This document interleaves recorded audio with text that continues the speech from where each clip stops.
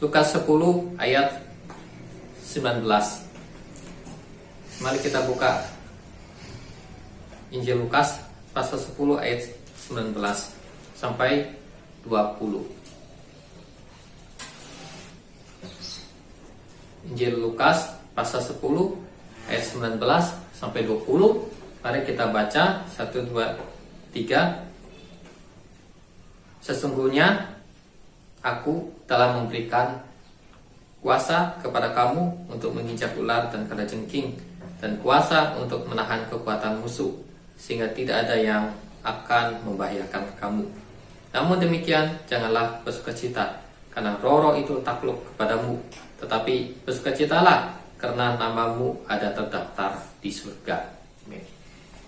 Jadi di sini, ketika Tuhan Yesus mengutus murid-muridnya, ya, Tuhan Yesus memberikan kuasa sama mereka, ya. Jadi Tuhan Yesus, ya, tidak mengutus muridnya begitu saja, ya. Tetapi Tuhan Yesus memberikan kepada mereka kuasa, ya. Nah, kuasa atau juga otoritas. Nah, jadi di sini, ya, kuasa yang Tuhan berikan kepada murid-muridnya adalah kuasa untuk menginjak ular dan kalajengking, ya. Jadi kuasa untuk menginjak ular dan kalajengking, ya. Nah, jadi ular dan kalajengking ini bisa berbicara dalam arti secara jasmani, yaitu ular dan kalajengking, ya, dalam arti jasmani, ya. Dan juga berbicara dalam arti rohani, ya. Jadi ular dan kalajengking dalam arti rohani, ya, adalah iblis, setan, roh-roh jahat, ya, kuasa-kuasa jahat, ya. Jadi Tuhan memberikan kuasa, ya, untuk menginjak ular dan kalajengking. Artinya kuasa itu lebih besar daripada kuasa iblis, lebih besar dari kuasa setan, lebih besar dari kuasa roh-roh jahat, lebih besar dari kuasa dari nabi-nabi palsu, ya, atau orang-orang sakti, atau tukang-tukang sihir, ya. Nah, jadi kuasa yang diberikan Tuhan Yesus ini lebih besar, ya. Karena itu dikatakan kuasa untuk menginjak, ya, bukan kuasa untuk diinjak, ya. Nah, bukan kuasa untuk diinjak, bukan kuasa untuk diinjak oleh ular dan kalajengking, tapi kuasa untuk menginjak ular dan kalajengking. Artinya dia punya kuasa, dia punya otoritas, ya, dia punya wibawa, punya kekuatan, ya, untuk menginjak ular dan kalajengking. Nah, jadi Tuhan Yesus, ya, mengutus muridnya di sini di dalam Lukas pasal 10 adalah 70 orang murid yang Tuhan Yesus utus, ya. Nah, jadi Tuhan Yesus, ya, mengutus murid-muridnya, dan biasanya Tuhan Yesus mengutus murid-muridnya berdua-dua, ya, untuk pergi ke daerah-daerah, ya, untuk memberitakan Injil, ya, memberitakan supaya orang-orang bertobat, kemudian mendoakan orang, mengusir setan, dan menyembuhkan orang sakit. Nah, jadi kuasa, ya, yang Tuhan Yesus berikan, atau kuasa dan otoritas, ya. Jadi kuasa ini ada dua pengertian, ya. Jadi kuasa ini ada dua pengertian, yaitu tenaga atau kekuatan, dan kedua adalah otoritas atau wibawa atau wewenang. Nah, jadi kuasa ini ada dua macam, ada dua jenis, ya. Yang pertama tadi adalah kekuatan atau tenaga. Kekuatan atau tenaga itu adalah power, ya. Nah, kekuatan yang supranatural, ya, yang bisa melakukan hal-hal yang besar, ya.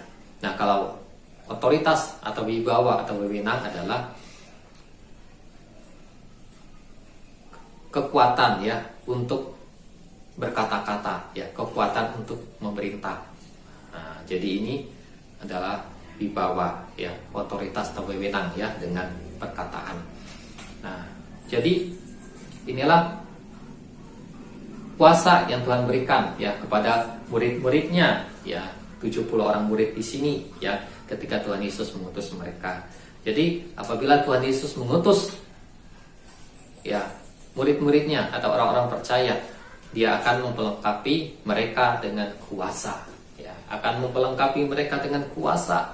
Ya, nah kalau kita baca di dalam kitab Lukas pasal yang terakhir, di mana sebelum Tuhan Yesus terangkat naik ke sorga, Tuhan Yesus ya berpesan sama murid-muridnya supaya mereka jangan meninggalkan kota Yerusalem, tetapi mereka harus menunggu ya di kota Yerusalem, yaitu menunggu janji Bapa, yaitu Roh Kudus ya, supaya mereka dilengkapi dengan kuasa dari tempat yang maha tinggi.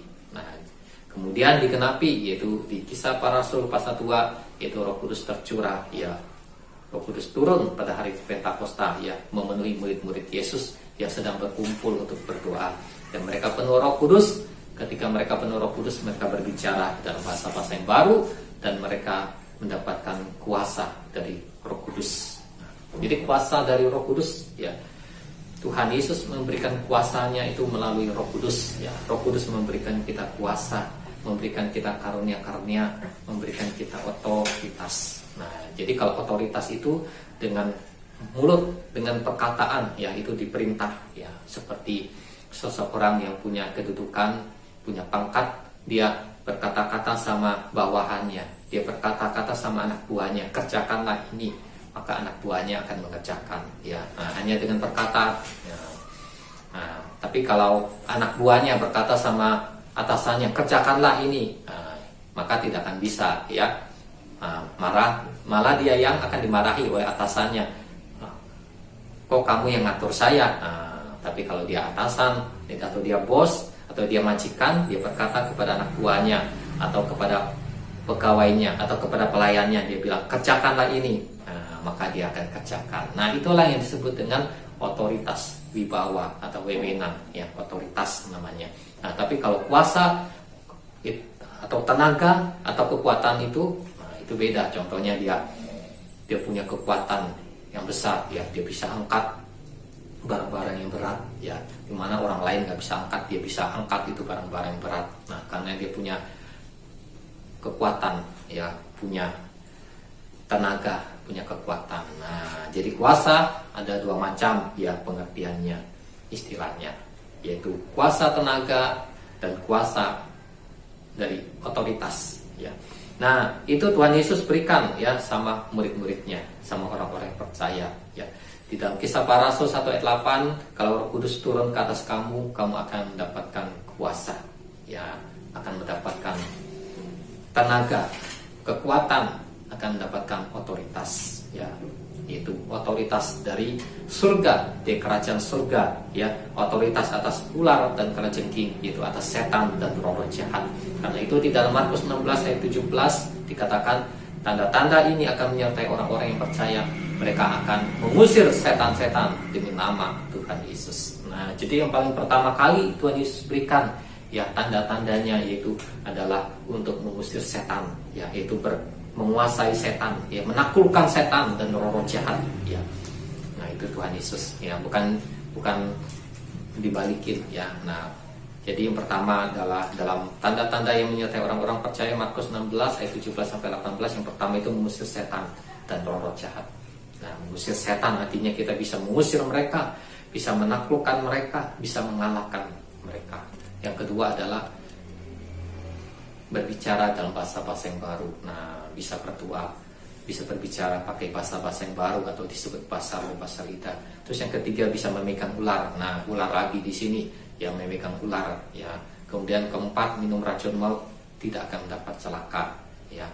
Terus yang kelima, meletakkan tangan atas orang sakit dan orang tua akan sembuh. Nah, itu adalah tanda-tanda yang menyertai orang-orang yang percaya. Nah, jadi orang yang percaya itu Tuhan memberikan dia kuasa, memberikan dia tanda-tanda ajaib ya, tanda-tanda heran.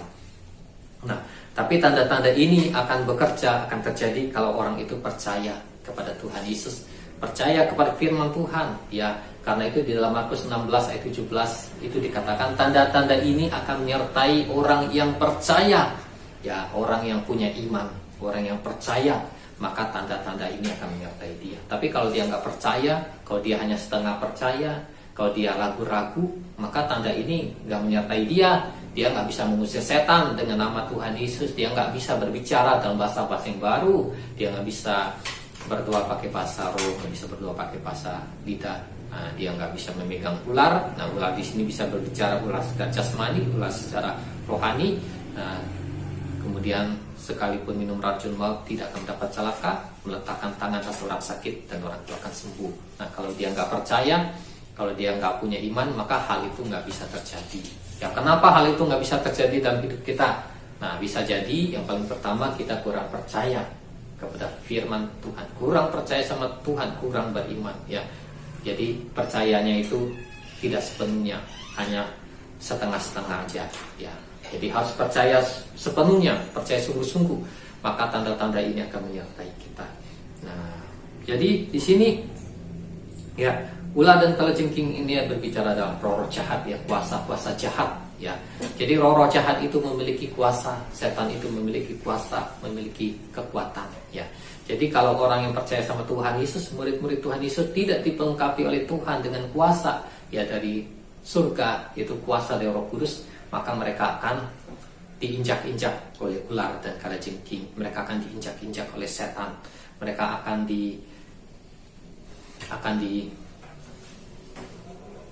bersusah, ya, akan dipersulit oleh setan, oleh roh jahat, ya. Nah, akan dibuat menderita, akan dibuat susah, ya. Karena itu Tuhan Yesus memberikan kepada murid-muridnya, orang yang percaya itu, kuasa untuk menginjak ular dan kalajengking, ya. Nah, kemudian dan kuasa untuk menahan kekuatan musuh. Nah, yang kedua adalah kuasa untuk menahan kekuatan musuh, ya. Kuasa, ya, untuk menahan kekuatan musuh. Artinya kekuatan musuh ini bisa kita tahan, ya, bisa kita tahan kuasanya, ya, bisa kita hadapi, bisa kita lawan, bisa kita tahan, ya, kuasa iblis, ya, kuasa setan, kuasa roh jahat. Jadi kuasa yang Tuhan Yesus berikan kepada muridnya, kepada orang-orang percaya adalah kuasa yang hebat, ya, bukan kuasa yang setengah-setengah, ya, tapi adalah kuasa yang hebat, ya. Itu kuasa dari Roh Kudus, kuasa dari tempat yang maha tinggi. Nah, karena itu orang yang percaya Tuhan Yesus, ya, menjadi murid Tuhan Yesus, ya, harus memiliki kuasa dari Roh Kudus, ya.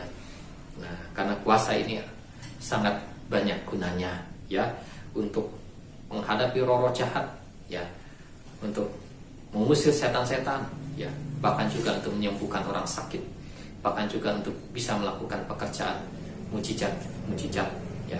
Nah, jadi kuasa Tuhan sangat penting, ya, karena setan atau iblis itu memiliki kuasa, memiliki kekuatan, memiliki tenaga, ya. Nah, kalau Tuhan Yesus di sini di Lukas pasal 10 tidak memperlengkapi murid-muridnya dengan kuasa, maka mereka akan dikalahkan oleh setan, ya, oleh roh-roh jahat, ya. Maka pelayanan mereka, pemberitaan Injil mereka itu tidak akan berhasil, ya. Karena itu Tuhan kasih kuasa. Nah, jadi kuasa Tuhan sudah berikan kepada gerejanya.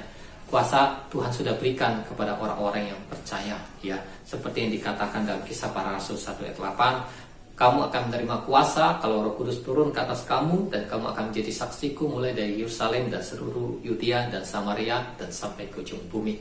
Nah, jadi kuasa Tuhan sudah berikan, ya, sejak Roh Kudus turun pada hari Pentakosta 2000 tahun yang lalu di Yerusalem.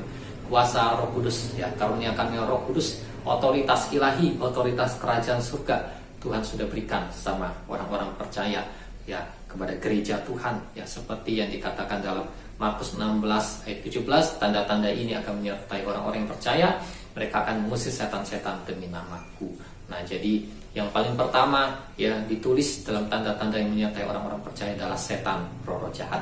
Nah, jadi setan dan roh-roh jahat adalah suatu pekerjaan atau suatu hal atau persoalan, ya, yang pertama kali, yang utama yang dihadapi oleh manusia, termasuk oleh orang-orang yang percaya Tuhan Yesus yang ada di bumi ini. Kenapa? Karena setan itulah yang menimbulkan permasalahan di dunia, ya, yang menimbulkan peperangan, yang menimbulkan pembunuhan, yang menimbulkan malapetaka, yang menimbulkan bencana dan lain-lainnya, ya. Jadi ini setan, pekerjaan dari setan. Karena itu dalam Markus 16 yang pertama kali itu dikatakan tanda-tanda ini akan menyertai orang-orang yang percaya, mereka akan mengusir setan-setan demi namaku. Jadi yang pertama kali itu adalah yang dihadapi adalah setan, ya. Jadi yang pertama kali dihadapi itu bukanlah manusia, ya.